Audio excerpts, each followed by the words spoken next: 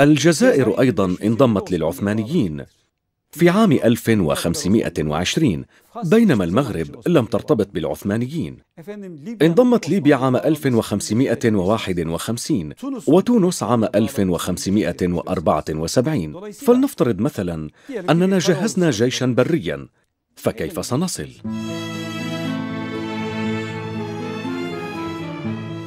العلاقات التي تقوم على المساعدات وبعض الارتباطات الأخرى هي آخر العلاقات التي بقيت للمسلمين. لكن كما قلت سابقا، من الصعب جدا في هكذا حالة أن تتصادم إمبراطوريتان كبيرتان من أجل رعاية علاقات بسيطة ومن أجل تقديم مساعدات صغيرة. وعلاوة على كل هذا، كانت هذه الاتصالات موضوعة تحت رقابة صارمة، أي أننا نتحدث عن سياسة تقوم على حملة حول البقاء أو التهجير. لذلك تجسد الحل في منحهم الفرصة وإبعادهم عن تلك الأراضي قبل قيامهم بأية مشاكل كالثورة والتمرد والعصيان. لذلك كانت هذه الحملة مرتقبة وشائعة بين الإداريين وفي الكنيسة بشكل خاص، ليتم استيعاب المسلمين أولا ثم صهرهم في المجتمع من الناحية الدينية. فتوجب على المسلمين إما أن يعتنقوا المسيحية أو أن يهاجروا. احتمال وصول المساعدة من الخارج كان بمثابة حلم مريع للإسبان، فيما إمكانية ظهور حركة تمرد لها صلة بالعثمانيين كانت كابوسا حقيقيا.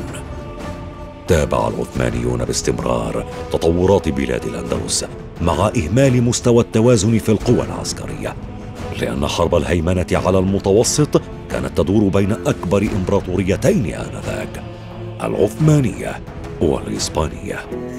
كتب الموريسكيون رسائل سرية إلى الإمبراطورية العثمانية لطلب العون، فيما كانت شائعات قدوم المساعدات كافية لتحافظ على صلابتهم.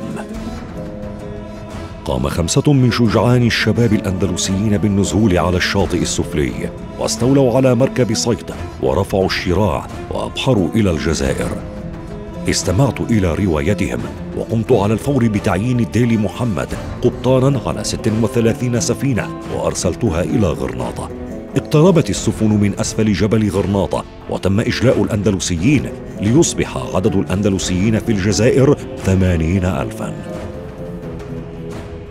هذه السطور من مذكرات خير الدين بربروس كانت شاهدا على اهتمام البحارة العثمانيين بالأندلس.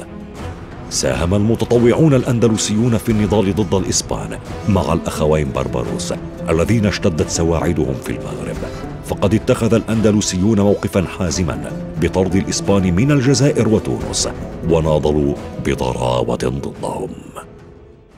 في الحقيقة كان الموريسكيون يطلبون المساعدة ممن يمكن أن يساعدهم عند حدوث اضطرابات داخلية، لأنهم رأوا أنفسهم ضعفاء أمام الإسبان. حينها كانت الإمبراطورية العثمانية صاحبة القوة العظمى التي تتحكم بقوة بالمسلمين، فطلبوا منها المساعدة ومن الجزائريين وقراصنة البربر. لكن هذا شكل سببا لحدوث اضطرابات داخلية وسببا لنفيهم أيضا.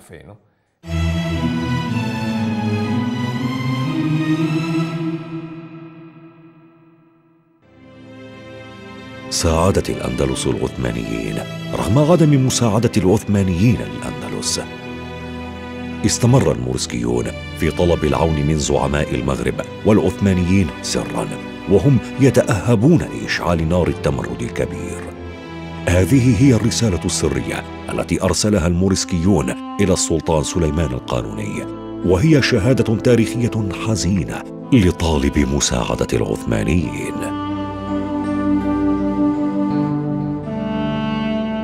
برحمة الله سبحانه وتعالى، صاحب المقام الخليفة الفاضل السلطان سليمان.